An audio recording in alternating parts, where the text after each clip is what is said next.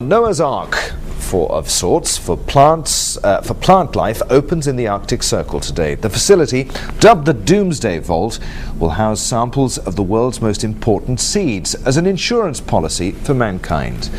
Let's go live now to the Norwegian town of Longyearbyen, just north of the Arctic Circle, where our very own Becky Anderson is at the inauguration of the vault. Did I get the name right, Becky?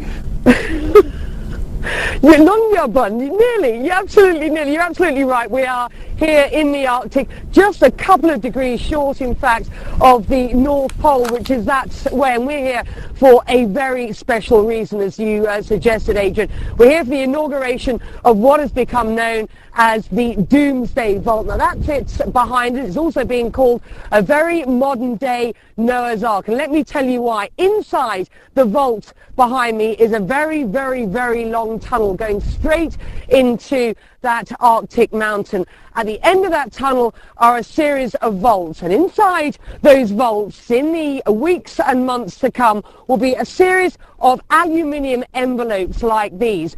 Eventually, inside these envelopes are about 500 seed samples, and eventually there'll be about 2.25 billion seeds inside this mountain. Now, the idea being that if global catastrophe strikes, the world's crops, at least, will be deep frozen inside that mountain. It's a project which has been funded by the Norwegian government to the tune of about $9 million. And there's a very important reason for this. We are facing, they tell us, a very perfect storm. 9 billion people on the planet by the year 2050. We've got the idea of global warming and climate change, which may affect us going forward. And there's no more land, which means the agricultural industry going forward is extremely unsustainable. The idea of this is that we will have the world's crops, at least samples of the world's crops there, in case of any sort of disaster. And it's important, particularly for the developing world, as Wangari Maathai, the Nobel Prize winner, told me a little earlier on. I think that it's a great vision, it's a great dream. For many nations, it is something that they need now, because there are very many nations in the world who are losing their seeds as we speak. And it would be great to know that their seeds are stored somewhere, they are safe, and tomorrow, if they need them, they are accessible.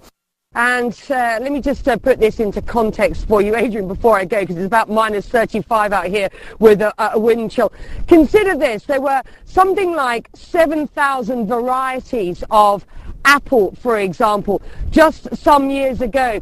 6,800 of those are now extinct. It's that sort of number that we're facing, and I'm told that we lose a variety of crop every other day. This is important. This is where our agricultural heritage will be stored going forward, and the seeds in this vault will be stored for something like 19,500 years. So if Doomsday does arrive, as some people suggest it will, as long as there's one person left, they'll be able to get into this vault, dig out the seeds and replant them. I'm off. It's absolutely freezing, Adrian.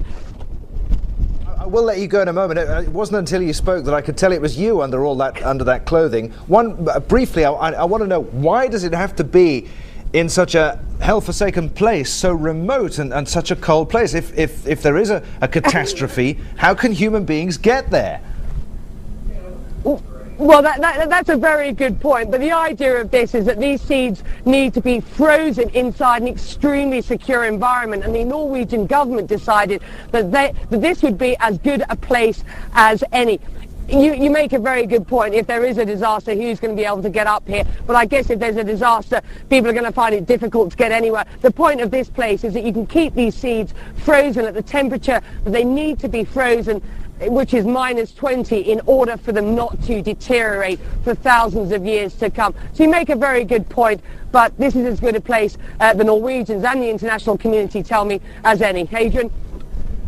Becky, go and get warm. I'm cold just looking at you. Many thanks indeed. Becky Anderson, live in Norway.